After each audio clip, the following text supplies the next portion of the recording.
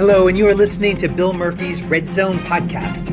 I interview leaders who inspire me in the areas of exponential technologies, business innovation, entrepreneurship, thought leadership, enterprise IT security, neuroscience, philosophy, personal development, and more. Welcome to the show.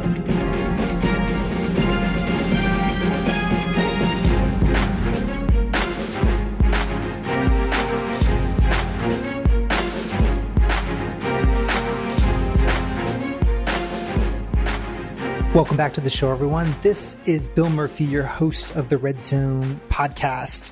So today I have Paul Zak, scientist, prolific author, and public speaker. Paul is what I just love. He wrote the book, The Moral Molecule, The Source of Love and Prosperity in 2012. And literally he discovered oxytocin. Now, what is oxytocin?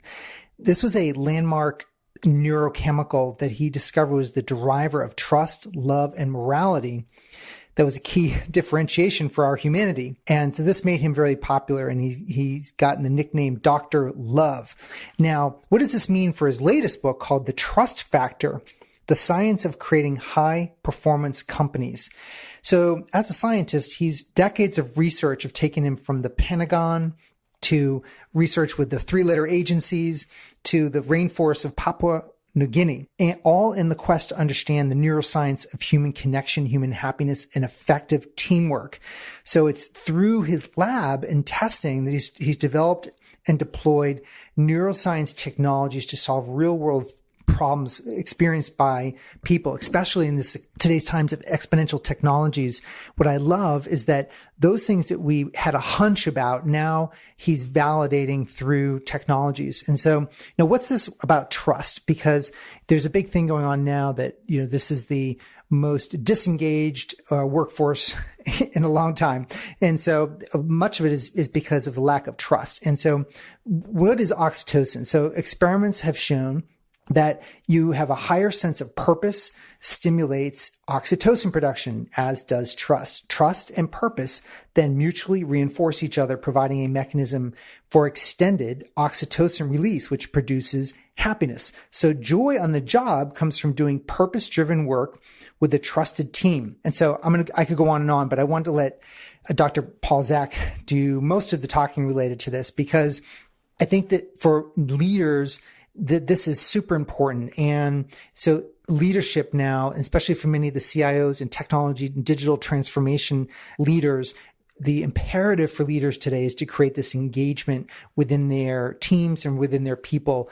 And I've had a pattern now of a couple different interviews with people that are top in their field in this. And this is one of the top scientists in the field that's talking about how to do this.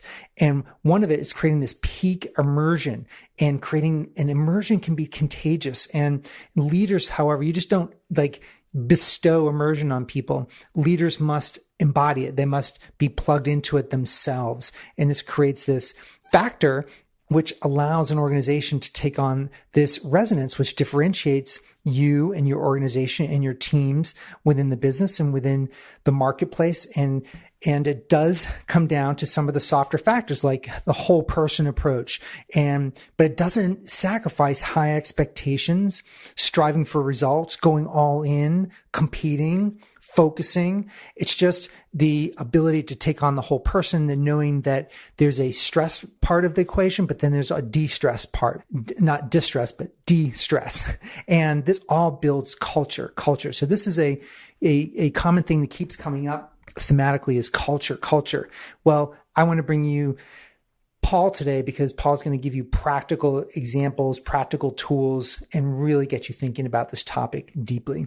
So with that, I want to introduce you to my conversation with Dr. Paul Zak.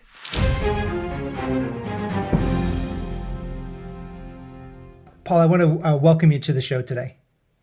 Thank you so much, Bill. Glad to be on. So I'm very excited about our conversation because in my innovation community with IT leadership with organizations, we've talked about the impact of we can scale technologies. We can scale. There's a lot of exponential technologies that are allowing companies to grow quite quickly, but the human beings don't quite scale as quickly as their machine counterparts. And From an organizational behavior, I'd like to talk a little bit about what some of the basis for you writing your latest book and how leaders can embrace some of the concepts from it that could help them be better leaders within their organizations. Yeah, thank you. When we run businesses or build businesses, we think about optimization, optimizing the supply chain, optimizing inbound marketing, optimizing all these factors. But we don't think a lot about optimizing how we organize human beings. And, at its core, we still have humans who are creating value. We haven't automated everything. And so how do we actually organize those individuals so that they give high discretionary effort, they are enthused about what they're doing? And, culture is a big word in business today, but culture is so big that it just means too many things. And so some years ago, we started thinking about what aspects of culture provide the most leverage to improve performance. And after lots of study, we identified organizational trust as a key component of culture that drives performance. And so that's the work we've been doing for about the past 10 years. Well, in reading your latest book and listening to you also in some of your videos on YouTube, one of the questions that you launched the book was, why isn't work an adventure? And of course, the thesis for your book was the trust factor, but I was curious that question and then where that leads with culture. Right. That would be the best case scenario, right? Where, for you and me, because we are absorbed in what we're doing, we're highly immersed in our jobs. It is an adventure. I show up for work every day. I'm sure you do too. And I got cool things happening. I got great people to work with, and I'm doing something that I think is important for the world. But not everybody gets that privilege to have either found the kind of position or found the organization that allows them to have a real adventure. So, what do we know about adventures when we go on, outside of work adventures? The unexpected can happen. We're going to have to pivot. We're going to have to sort of draw on resources maybe we didn't know we had. We'll do things that make us uncomfortable. Well, that sounds like a highly innovative company to me if I just put those labels on it. So once we identified trust as a key component of high-performance organizations, then we went backwards and identified the factors through which trust is created and sustained, and identified some tools, which I'll share with your audience today, that they can use to measure and manage cultures for high trust so that you create an adventure at work. If not every day, a lot of days. That's interesting. And I'm looking forward to hearing about some of the tools. And I wrote down 3 words from listening to you, and you were talking about a high trust culture has, I think, 3 parts. One was empowerment, innovation, and growth. I think those were the 3. I might be getting that wrong. So I'm just curious how trust is a big word. These are all big words. What does that mean, those 3 words, and how they impact? Because I'm an entrepreneur within the security space, so we're growing. We certainly have to innovate. But the word empowerment, I'm not sure. I guess I was losing it. Empower. What does that mean? I have no idea where you got those words. So let's start from the basics. Okay. You flummoxed me. So we started running experiments in the laboratory and then took those experiments to businesses, some of whom were very nice to let them actually put their name in the research we've done and the books I've written, including Herman Miller and Zappos, where we actually took blood from employees while they worked, measured brain activity in multiple ways, measured their productivity, and through this work identified 8 core components that are the foundations for organizational trust. And but the audience may not know that I'm sort of semi-famous because I was the first scientist to identify the behavioral effects of this neurochemical oxytocin. And the 8 factors that create organizational trust have the acronym oxytocin. So once we can measure those factors, then we identify leverage points for leaders of organizations to intervene to push on one or more of those factors, create greater trust, and gain the performance benefits of a high trust organization. So you can think of trust as a leading indicator for performance. If I increase trust, then I will capture that extra discretionary effort by employees, and that will produce higher productivity, greater profits. We measure this a couple of dozen different ways. Less turnover, more enjoyment at work, more innovation, just go down the list. So it's really taking a very systematic approach to culture, just like you would optimize any other process at work. It's measuring and managing for higher performance. Now, just for the listeners, so oxytocin would be essentially a chemical that increases empathy. Is it just maybe you could give sort of the science explanation of the oxytocin that you're ultimately measuring? Right. So it's both a neurochemical, a chemical in the brain, as well as a hormone. It's really known as a hormone to facilitate in mammals birth and care for offspring. And what we showed 20 years or so ago is that humans not only make this neurochemical outside of the reproductive realm, but it facilitates trust in strangers, as you said, increases our sense of empathy, and makes us more effective team members. So if we're working on a project together, Bill, and you treat me in any nice way, so almost any positive social interaction causes the brain to make oxytocin, that reduces my physiologic stress, which we always have when we're around other people. And again, I have this increased sense of empathy. So now not only can I cognitively forecast, hey, why is Bill doing this? How do we understand that? I get a sense of why you care about this thing. That's the emotional component. So it really gives us an extra tool to be effective team members.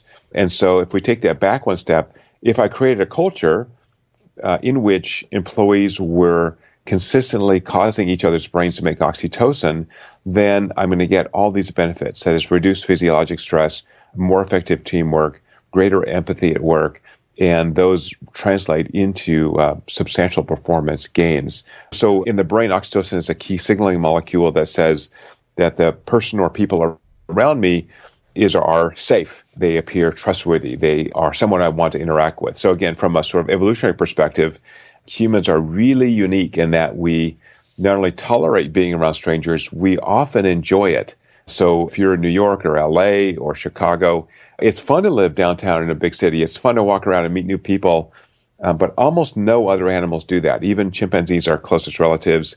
You put a chimps in a room, and very rapidly you'd have fur and blood flying around.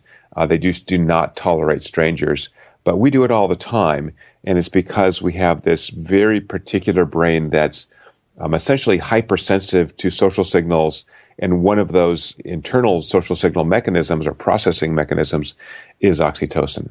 And for the listeners, I'm going to put this on the post that supports this episode, but I'll have a link to your previous book with Breakthrough, where it put you on where you became famous with the moral molecules, which you're referring to, correct? Right. Okay. So as a leader of an organization, essentially you can become more self-aware to teamwork, because it seems like from a lot of the talks with the leaders that I'm working with, that if they can have highly functional teams, it's one way of working more collaboratively to deal with a lot of the disruption that's happening in organizations. So do you find that your work is helping people become more self-aware of their impact and their ability to lead and be a team member and be a leader of a team?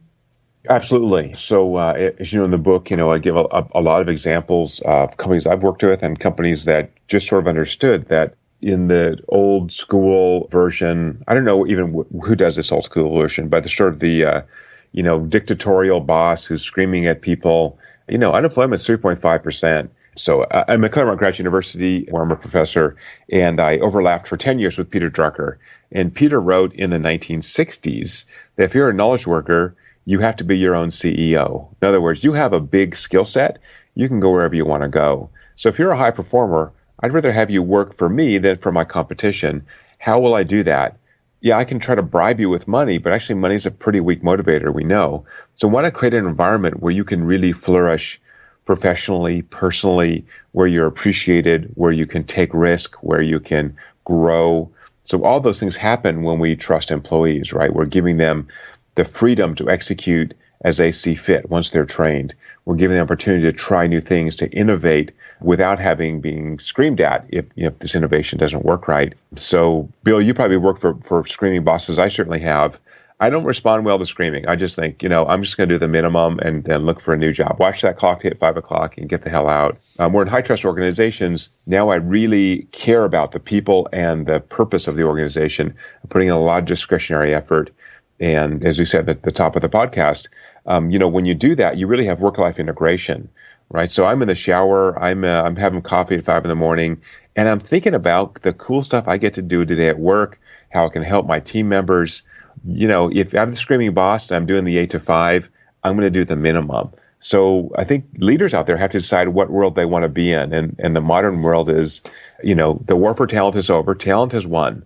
I want the best talent here. I've got to create an environment in which they can really flourish.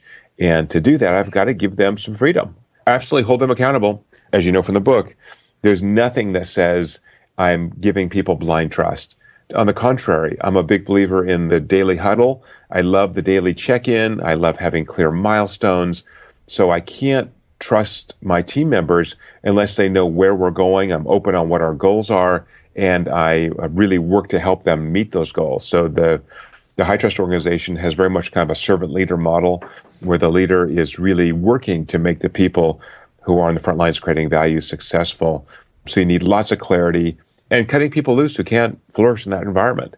But for the most part, because it's based on these deep, evolutionarily evolved brain structures that allow humans, again, almost uniquely, to cooperate with each other at a very great degree, then why not tap into that by creating this high trust culture so that I'm getting the best of both worlds, a high degree of discretionary effort, and, as we've shown in lots of studies, the ability to shed that stress of work very rapidly when the workday is over.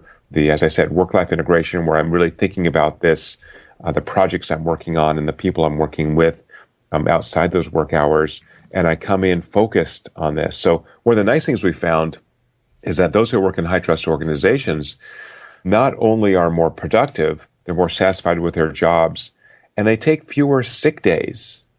Now, that's an interesting little data point, right? So much less turnover in high-trust organizations, but fewer sick days. That's a really nice objective measure, right? You might say you love your job on a survey, but if you're taking fewer sick days, I can think of two reasons why that's going to happen. One is that if you're in a low trust culture and I'm just beating the crap out of you at work, then that impacts your immune system. You're going to get sick more often. Or you're calling in with a sick day because you're interviewing for another job somewhere else. So either one is not a good sign that my culture is being effective. So yeah, people in high trust cultures are more satisfied with their jobs, but also more satisfied with their lives outside of work. They're healthy and happier, right? So these are people who in the long term, in short term, but also long term, are going to continue to create value for the organization. I love the word work-life integration. I hadn't heard it stated that way, and I certainly like it better than work-life balance. I mean, I think that term for entrepreneurs is definitely off the table, but I think it's a dangerous, work-life balance is a dangerous word just in general. I think it's somewhat of a setup. It's a setup that puts a lot of stress on whether or not someone's always in a perpetual state of balance. But I love the integration part because I know you had a story that I'd love for you to tell about Papua New Guinea and some of the research you did there, but I'm not sure the early farmers, in the United States, when we were mostly agrarian, they woke up and said, am I balanced today? There was something to do every single day, and they were sort of integrating it into their whole life. What are your thoughts on that? You're exactly right. So again, I mentioned job satisfaction. So let's go back. So in a very real sense, the brain's like a muscle, and we enjoy things like sports and work often because they give us challenges, and we like challenges. And so we call that challenge stress. So I do not want you not to be stressed at work. I don't want you to carry that stress home to chronic stress that generates heart disease and diabetes and all those things. But when you're at work, I want you to be totally on, 100% in. And then when you get off work, shed that stress, go see your family, have a meal, work out, whatever you're doing. But that means I don't want you to be happy at work. I do want you to be satisfied that you're doing something important with a reliable team. But happiness is a result. Happiness is really also a complicated word, but I want you to be satisfied. Satisfied is a much better indicator than, satisfaction is better than happiness, right? So I want you to stress and then relax. And so part of building a high trust culture is giving people these challenges. So we call that expectation. I want to have high expectations for you so that you're striving to get better at what you're doing. You have a chance to reach new goals. If I'm just doing the same old, then my brain's just going to work at, quarter speed, and I'm not going to reach high performance. So I want to have this group of elite individuals who want to be fully in. So one way companies have done this is, and maybe you guys do this at your company, Red Zone, is to have what's called a tight 40. So I want you to be in at 5, and at 5:15, I want that parking lot to be emptying out. So I've worked for companies where, the boss doesn't go home till 9 or 10 at night. Everyone feels obligated to stay. What happens is you take a 2-hour lunch, you do some online shopping, you do this and that because you have no life, after work time. So I want you to be totally focused, completely focused on what's going on here. So we've done a lot of work in my lab with the U.S. military. So in the military, they call this violence of action. If you're going to go in, you got to go in 100%. You don't go into that room that has potential ISIS fighters and pussyfoot in. You got to go in hard all the way. I want you to the same thing at work. I want you to go hard. I want you to think about, holy crap, this goal is going to be tough to make in the next month, but I think we can do it. Let's marshal all those resources. And when I go home, I left nothing on the table, right? It's all burnt that day. I did everything I could today. I knocked it hard, and then I'm going to take some relaxation time and come back tomorrow and hit it hard again. So, that's both a selection issue, but it's really a culture issue. I like where, that. Yeah. doing the like you, I'm sure you do, Bill. I always do the grossest thing first. So, we do a lot of very invasive experiments with blood and drugs and animals. And I'm the first person to say, yeah, I'm going to do that. I will be the phlebotomist on this experiment, that's got to involve, 50 blood draws. The first session, I'm going to be there, drawing blood from these particular individuals, processing that blood. I'm not going to pawn that off on some hourly worker. They're going to see me in the trenches. If I'm not in the trenches, then we're not all pulling together. Yeah. So the first thing you called it was did you call it a tight 40? The one where was that? Yeah. Okay. That's, tight 40. I haven't heard that. That's an awesome. So what you're answering for me, like a major question I had, which is really interesting, is how you build internal agency within people, even though you have the external goal of or culture or mission of high trust and this cultured impact that you want to have. I was curious how you teach internal agency of people taking responsibility for, I know I hate the word happiness too, but their own satisfaction. And so what I'm hearing you say is that you're sort of coaching people through your culture about like going hard for the objective, but then we have this off switch. You're just teaching people how to have an off and on switch, so it's not always on. Right. And one of the key parts of that off switch, which feeds back into these challenge goals, is something we call ovation. So really recognizing the high performers, doing it close in time to when that goal is met, creating a feedback loop in the brain that says, in our community of individuals, which every organization has a community, we value these high performers and we want to give you personalized, tangible, public recognition of how important you are and set aspirations for everybody else. And then as part of this process, do a lot of job crafting. Think about having individuals focusing their cognition, their energy, their passion on the things that they dig the most. Again, sometimes we all have to do things that are just not that pleasant, and that's why they still call it work and not play. But to the extent that you're doing stuff that is challenging for you, is fun for you, is super engaging, then you're going to give, much more effort to that. So it's really finding out what you're great at. And some of that is kind of job rotation, right? So I'm a big believer in, having people try new things. So we create something we call the whole person review, which is a forward-looking review. So in these high-trust cultures, I'm giving you feedback absolutely daily and weekly. So waiting a year to do a performance review is just that's old school. Nobody does that anymore. GE doesn't do it. Google doesn't do it. Right? Constant feedback. That's how we learn. And so we can spend once a year on a forward-looking review and talk about your professional goals, your personal goals, even your spiritual goals, for lack of a better word. Like what, besides work and family, what gives you energy? What's important to you? Let's make sure you have time to do that. If you're a high performer, I want to keep you here long term. I want to take into account all those goals. If your family's not happy, your spouse is not happy, eventually you're not going to perform well or you're going to quit. So let's have that discussion, right? How are the kids doing? How's the spouse doing? And even from professional goals, I like to ask people what they want their next job to be. Let's have that discussion. Maybe your next job's here. Maybe it's not here. I had a woman who worked for me for a number of years who really wanted to work for Facebook. So great. I know some people at Facebook. Let's get you an interview there and move to Facebook. Why would I do that? Now I got a good person at Facebook, right? It's a fearless culture. You're creating a fearlessness to your culture where you're not afraid of the people leaving, and that because that's completely the opposite of what most employers would be afraid of a high performer leaving. Well, I wouldn't mind doing a project with Facebook or another project with Facebook. And also, if Facebook invests in training, this person for the next couple of years, and she comes back to me, she's got more training she can bring back to our group. So I'm invested in the person, not in the position. And I think that's the difference. For high performers, you've got to be invested in that person. And if the best thing that person is to move somewhere else, I'm the first person to say, I'm going to support that, because we're in a small network of people, of high performers. I'm going to keep you in my circle. And so we talked about it up front prior to getting on the show, was the job crafting. Is that what you're alluding to, is when you're actually taking interest in what really lights people up that are on your teams? Is that part of the job crafting? It is, right. It's really finding out what, where, and when you perform best. So as you know, particularly in the sort of technology world, a lot of these programmers, for whatever reason, they love working nights. They like to work, 3 to midnight. And I don't care if that's when you're most productive and that fits your lifestyle, as long as your project is moving forward and your team can talk to you. Why am I getting involved of when you work? What's special about 8 to 5? It's just meaningless to me. Why do you have to be here? And why do you have to be in the office?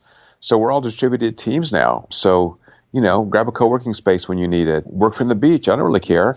If that facilitates your work-life integration so that you can give, again, that full effort for the time you're working with us, let's do that. And then going back one more step, why are you in this job? Is this a job that still fits you now? So let's start working on that. So for my new company, Immersion Neuroscience, we've created technologies using a wearable neurosensor and cloud computing that allow us to do what we call neural job crafting. So employees wear this, and they and their supervisor get feedback on which tasks really turn them on at work from a neurologic perspective, which tasks frustrate them, when they feel psychologically safe with a team, which means they'll perform better.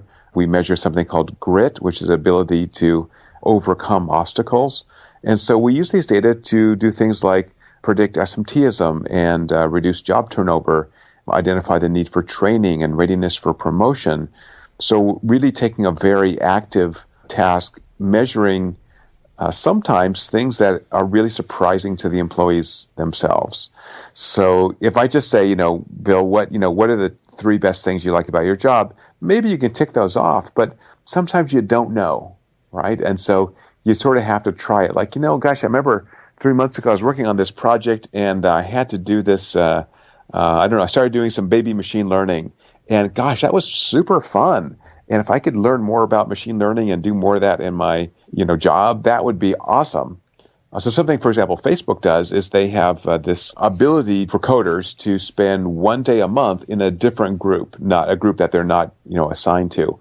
So again, why would Facebook do that? They've got to, fill that spot. The person will be less productive in a new group, at least initially, because these are high performers. They want to make sure that you're slotted into the right place. How will you know that? Well, maybe you want to work on the Oculus Rift, and you think, programming in VR would be the coolest thing ever. So you're going to spend a day over there this month and see what that's like, see what the team's like, and then, if it fits you well, you can apply for a transfer.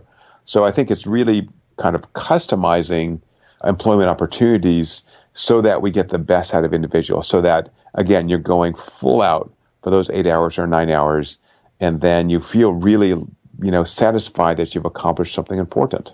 It seems like almost the organizations will need sort of like an internal LinkedIn profile for people's special interests and special likes, passion projects and such, because they might love podcasting on the side, but they're an engineer during the day, but they might be totally geeked out on the technology, and the marketing department could really use them once in a while. So you would never know that if they were just in a coding position. So I'm curious, using some of these advanced tools, how you would kind of cultivate this whole person review of an organization. Yeah, that's a great question. The Nobel Prize winner, Danny Kahneman, Sure, who was kind of founders of behavioral economics. So Danny published a paper in the 70s, 1,000 years ago, showing that people have very poorly defined preferences over things they have not experienced. Right? So if I ask you how much you like, just making something up, Ethiopia, you've never been to Ethiopia, right? You can kind of guess. You've read about it. You're aware of that. But if you go there and you have that experience, then you can articulate that much more clearly. So I think it's the same thing at work. So as we start doing job crafting, sure, ask people what they think they'd like to do. give them a chance to do some job rotations, get some cross-training. And I think from a leadership perspective, being flexible on how we slot people and understand that, we like challenges. So if I'm putting you in a challenging situation, that may not always be challenging. So either I've got to find new challenges within the position you're in, or I've got to find a new position that will continue to challenge you. So I talked to, give me an example of this, Tim Brown, who's the CEO of IDEO. This is a very famous design company in the Bay Area. And Tim's been the CEO there for going on 20 years. And I said, how have you survived so long as CEO? And he said, because every 5 years I just redefine my job. I do an inventory and look at the stuff that I'm just tired of doing, and I get someone else to pick that up for me, and I pick up a bunch of new tasks. And the guys who own IDEO are really cool to let me do that as long as the ship keeps moving forward. And I said, yeah, basically every 5 years I just create a new job for myself. Wow, isn't that amazing? Yeah, I love that. That's quite a vision, and I'm sure that bleeds through to the organization. And just picking up on the science of this, so it's from a business leader going into a team room. How would you measure, if you were a leader? I mean, you obviously have the tools to measure the science of the impact the human body's kicking off related to oxytocin or just the brain waves or their adrenals, but how would you measure the before and after of some of this? Like, are you looking at some of the other chemicals as well, or are you trying to pick out oxytocin because that's sort of a known one, or are you actually looking at a spiking of adrenaline as well in people? Yeah, that's a great question, and I'll try to kind of do it briefly. So this is work that we have done over about 15 years. Got funded from the U.S. military, from the CIA, and a bunch of other places that are interested in creating extraordinary experiences. So if I create an extraordinary experience in your brain, you'll remember it, you'll act on it, and you can communicate it effectively. And so, anyway, thank you to the U.S. taxpayers who funded a lot of the early work on this. Because we had really good funding from the U.S. government, we measured essentially every brain signal that you can measure simultaneously. So we measured EEG, we measured neurochemicals in blood, we measured cardiac responses in the peripheral nervous system, sweat in the palms. And so, for example, we would run 8-hour experiments. We're collecting data at millisecond frequency. So you get terabytes of data out of people. Some of these experiments, we had one experiment that involved 10 blood draws over 8 hours. Okay. Right? I mean, we're getting a ton of data from these individuals. And the question is, what motivates people to take a particular action? Can we use those neurologic measures? And after all this work, we identified 2 key components that motivate you to take an action. And I'll tell you what those are, and then tell you why it should matter for this conversation.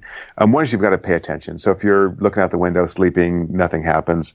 But the more important thing is you have to be emotionally resonant with this experience. So one of our clients for Immersion Neuroscience, I apologize to the listeners for using one bad word here, but he called it recently, it's just such a great description of this. He goes, oh, that's the give a shit measure. Right? So, yeah, you have to give a shit about what's going on around you, what you're doing at work.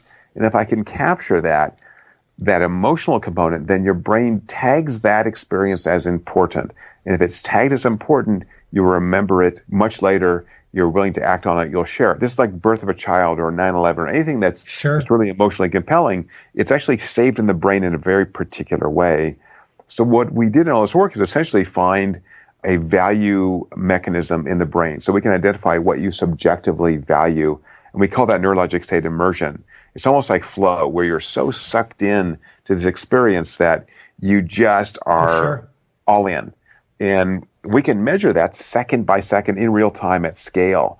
We have clients that have hundreds of employees simultaneously. We're measuring immersion second by second. And then we identify what generates peak immersion and what frustrates you. Frustration is when you're paying attention to something, but you just don't care about it. It's not interesting to your brain.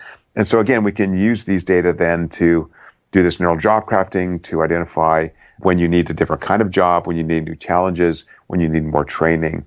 So there is an internal mechanism that allows us to value things that all animals have, right? So unless you can value the experience around you, you don't know how to, spend energy on something, right? So anyway, we have that same thing too. What's different for humans is that part of that valuation mechanism captures the other humans around us. So now we get right into the work setting. So it's not just that I like coding. but I'm working with a super cool group of people who are all coding, and we're coding something that's hard to do. So that's where we're capturing that entire cultural environment, social cultural environment. Oh, I see. So if you pay attention and then you're emotionally resonant with it, so it sticks in your brain, then you can have an impact on others around you. Is that essentially what you were able to measure? Yeah, exactly. Right. So immersion is contagious. So here's a concrete example of that. So we had a client who was a luxury clothing seller, and so with a number of stores. And so because this flow immersion experience is contagious, we had salespeople wear one of our sensors, shot that data up to the cloud, and were able to predict which clients would purchase clothing with 85% accuracy. Because when the client's having a great time shopping, guess what? So is the salesperson. And so it's the same thing in a kind of a regular workplace. If I'm having a great time, if I'm pulling on all those social resources around me, then that immersion state's really contagious. And so that's the sense in which we're creating a culture of high performance, because we're all kind of all in on this. Doesn't mean I can't chit chat, I can't do all this and that.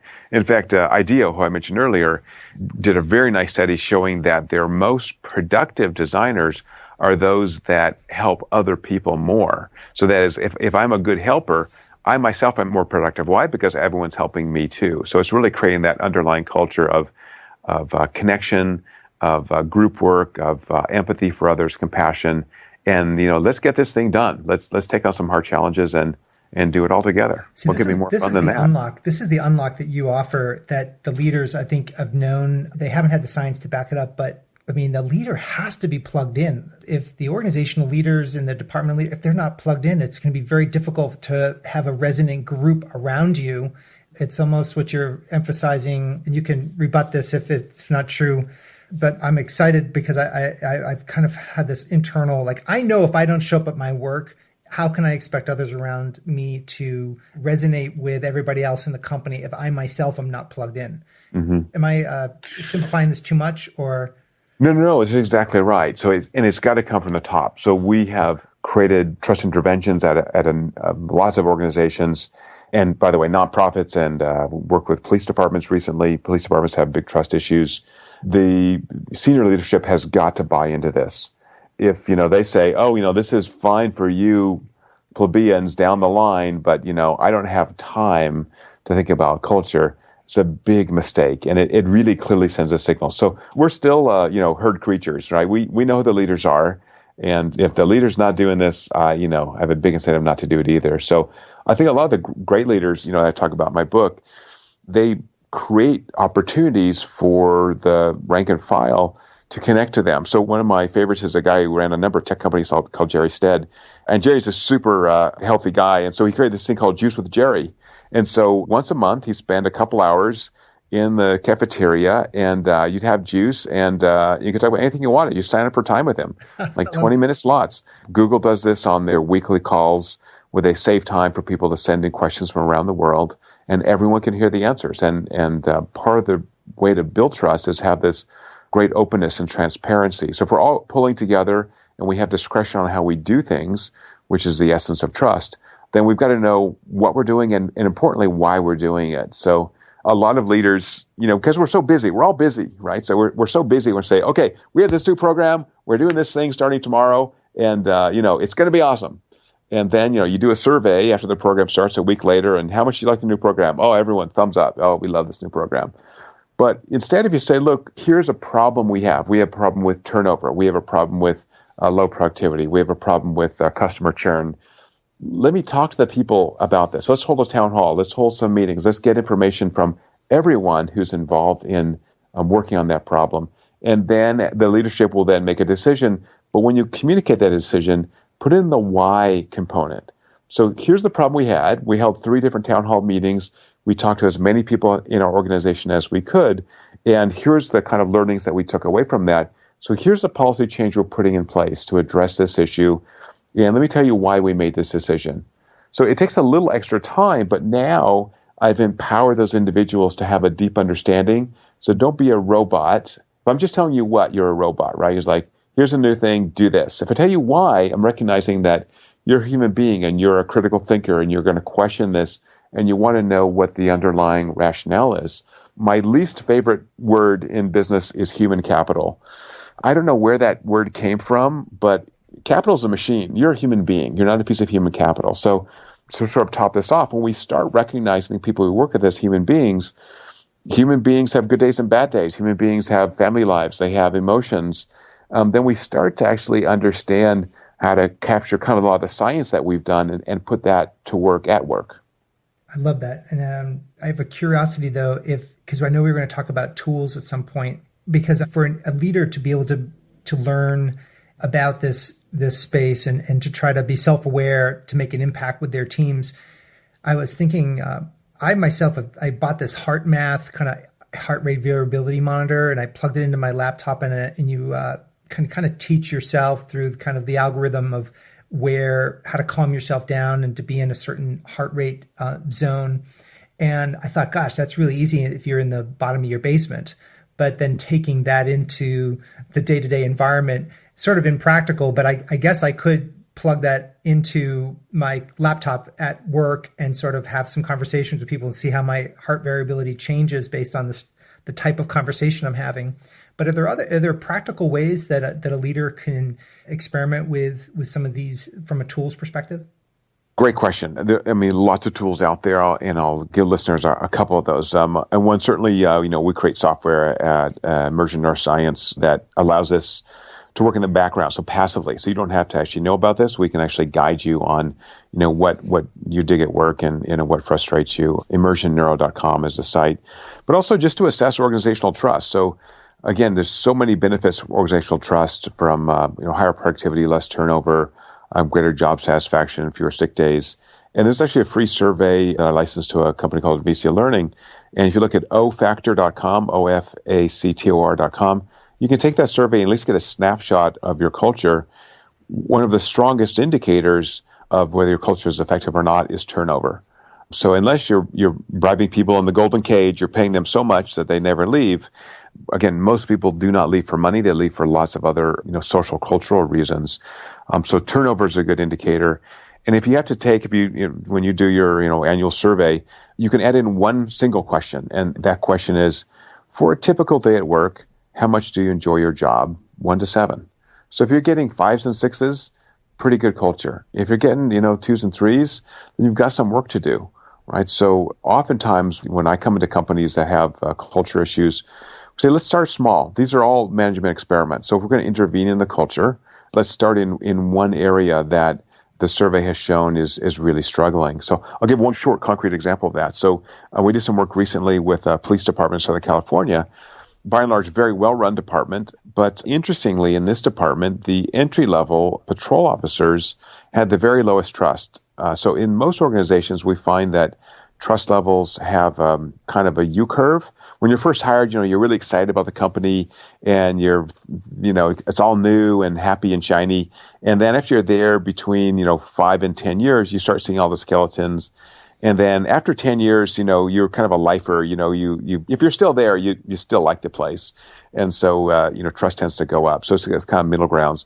But in this department, this police department, it was the entry-level patrol officers who actually had the lowest level of trust. Well, they're working nights and weekends. They're, in many senses, very much micromanaged. They don't have a lot of control of their lives. So, and, their sleep's all screwed up for regular life. Anyway, so let's create an intervention for these guys. So we did a survey, this O-Factor survey I mentioned, and we identified this sort of lack of growth opportunities. So we call this component invest. They just didn't feel like the department was investing in them. So I worked with this department to create a job shadowing program. So these patrol officers took one paid day, they didn't go on patrol, and they shadowed a supervisor 2 levels above them. So these are frontline officers, so their supervisor is a sergeant. The next up is a lieutenant. Right, so they spent time with a lieutenant, sometimes with a captain, and they can see what he or she is doing. They can see the constraints that person faces, what the job is like, why they have to work nights and weekends, how they get out of working nights and weekends, how they advance in the career. And we looked at officers who went through that job shadowing program compared to those who don't. Trust in the organization was much higher. The likelihood of leaving in the next 12 months was much lower. They felt more aligned with the purpose of that department. Many good things happened because of that. Well, actually, that's not that costly to do, right? You've got to cover one shift In this case, it was about 100 guys over the course of a year. So it's, 1 day's wages times 100 people, which, for a big department is not that much money. And what they got was greater effort on the job, greater satisfaction, less likelihood of turnover. And hiring for police officers is a lot. They have to go through a police academy. You got to do background checks. It's pretty expensive. So again, I think anyone listening can potentially do that, right? Think about, based on your survey or in the surveys I mentioned, what are the friction points that are inhibiting us from reaching high performance? And let's work on reducing those frictions so that people can really perform at their best. Yeah, that one action really gave them a vision for potentially with their future and a vision for a bigger macro story and a narrative going on around them.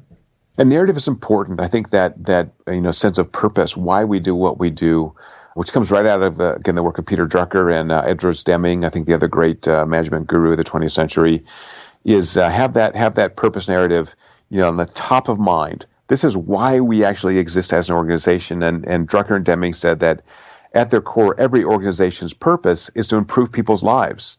So you got to be super clear about how you do that. So, Bill, I was at LinkedIn recently, and every group I met at LinkedIn, when I walked in the room, the LinkedIn employee said, at LinkedIn, our mission is to make our members more productive and more successful. Every one of them said it when I walked in the room. Well, I love that. You can't restate that purpose narrative enough times. And again, both those factors are measurable, right? Because they have all the information on LinkedIn. So, I just think repeating this over and over and over is really, really important. We've got to know, again, why. We're back to the why question. Why the hell are we here? Why am I putting so much effort into this organization? Oh, because this is how we improve lives.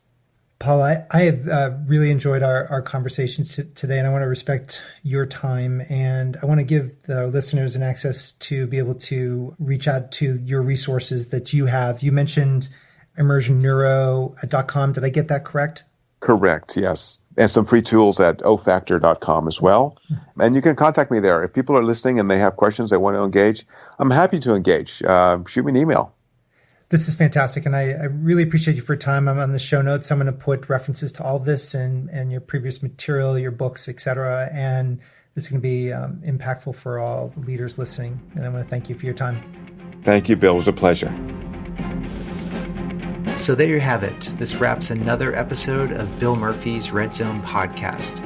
To get all the relevant show notes, please go to our blog at www.redzonetech.net/podcast. Additionally, make sure you go to iTunes and leave your comments in iTunes about the show. This helps our show rankings enormously and it helps support the show. Until next time, I appreciate you very much for listening. Thank you.